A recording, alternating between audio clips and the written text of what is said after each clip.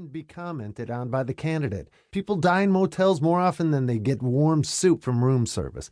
I'm not saying one thing has to do with another. I agree with you. I mean, you don't want to make a story by overreacting, by having me rush to your dad's suite in the middle of the night when I don't even know the man. Walsh coughed again, his voice lowered. Apparently she jumped, Fletch. They're saying from the roof right over Dad's suite, over his balcony. Photographs have already been taken of the building. Arrows will be drawn. Oh. Arrows that swoop downward. Oh. The board press, Fletch. Starving for any new story, any new angle. Yeah.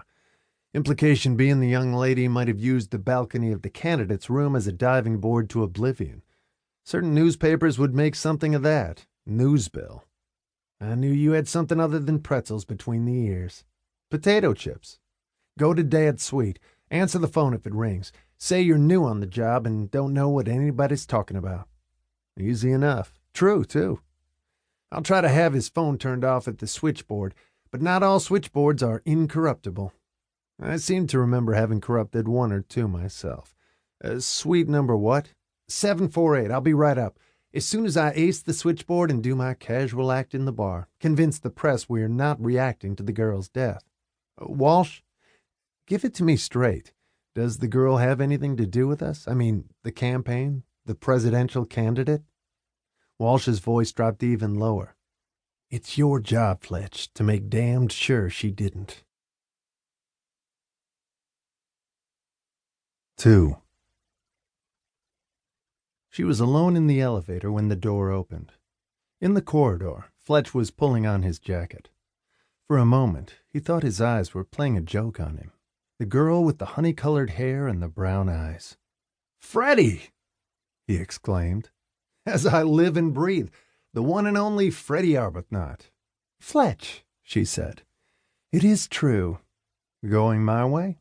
he asked. "No," she answered. "I'm on my way up." He scooted through the closing doors. In the elevator, the button had been pushed for the 8th floor. "I'm glad to see you," he said. "You never have been before."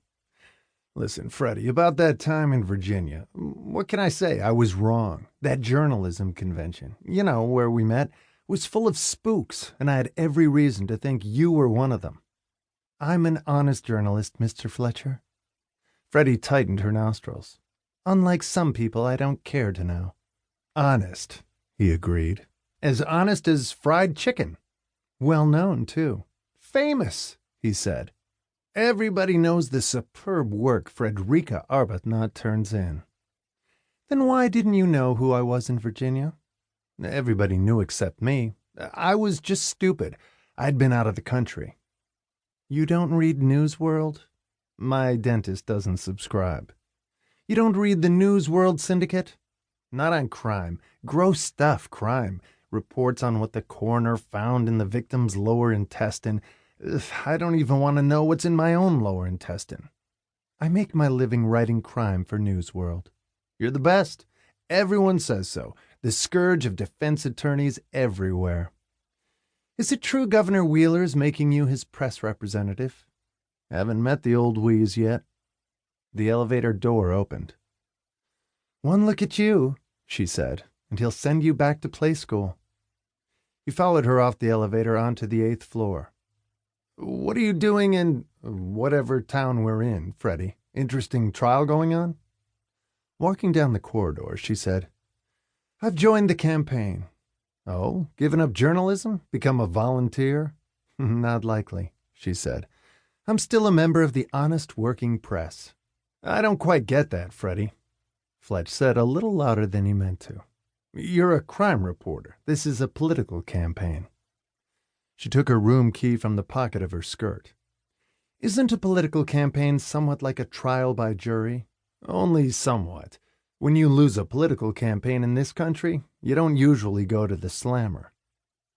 She turned the key in the lock. "Do I make you nervous, Fletcher?" "You always have." "You're going to tell me you don't know anything about the girl who was murdered in this motel tonight?" "Murdered?" "You don't know anything about it?" "No."